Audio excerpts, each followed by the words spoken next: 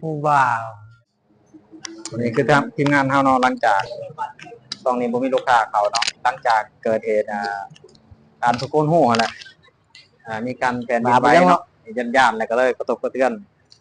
ทางนี้ก็ย่านๆคิดแล้วคิดอีกอยู่นอนก็แบบหลับตื่นๆว่าซั่นซะจะได้ความรู้สึกคืนนี้นอนหลับอยู่บ่เนาะรีวิวการกินไอศกรีมฮะนอนหลับดีจะบ่คืนนี่รีวิวเต้มาเตือนอ๋อแล้วเกิดเหตุกันยังบ่ฮู้จักหยังนำเขานี่เนาะตั้งลักษณะเว้านี่นะไอศกรีมนี่ซื้อจักบาทนี่240อ๋อไอศกรีมรสอีหยังวะคือแพงแท้วะโอเคก็แบบกันงานละบ่แม่นล่ะเนาะจะได้ปีใหม่นี่กลับบ้านอยู่บ่เหมือนกับบ่ได้กลับเป็นหยังบ่มีเงินค่บ่มีเงินบ่มีคำไม่อย่างนั้นเนาะเงินไปใช้เบิดซั่นคือเด็กเฮ็ดงานเงินเดือนออกทุกเดือนอยู่ได้เงินมาไปเฮ็ดอีหยังเบิดซื้อเขาซื้อข้าวได้เพิ่นก็เลี้ยงอยู่เนาะ3ข้ามเพิ่นเนาะเพิ่นเลี้ยงสิซื้อข้าวในใดล่ะบ่ได้กินข้าวอยู่ห้างเขาบ่ไอ้นะ กินอยู่บ่อิ่มว่าซั่นซะแม่นเบิดน้ำเหล้าน้ำเบียร์บ่จ๊ะมีเงินดีฮะ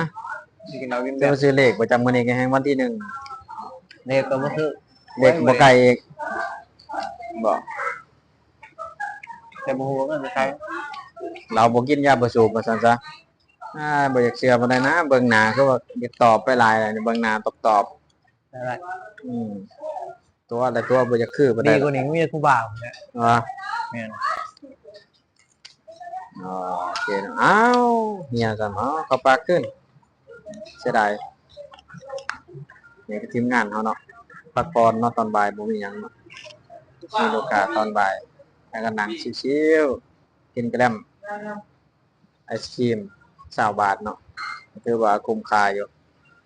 ได้ทุกรส20 บาทมักรสอีหยังมีเบิด200 200บ่แม่นแล้ว120 บาทจะได้มื้อนี้คิดว่าสิสิ้นเดือนนี้ได้อยู่บ่นี่สิออกอยู่บ่เงินเดือนเฮานี่คาดหวังอยู่บ่เรื่องคิดได้สิ้นเดือนสิ้นใจเฮ็ดงานตลอดบ่มีเงินมีแต่งานบ่มีเงินเพิ่นว่าเงินนี่เบิดนำเครื่องดื่มแอลกอฮอล์เบิดละมีแต่สายเมาทั้งนั้นเนาะอยู่นำกันมีแต่ทีมงานเมาเบิ่งหน้าแต่ละคนก็โหนะว่าโรงเรียนแรงงานนี่บ่ปานใดคันลงเมานี่ใครแน่เพิ่นว่าจัดไปเนาะเดี๋ยวจังได๋ก็ตามแต่พอกันคลิปหน้าขอขอบใจ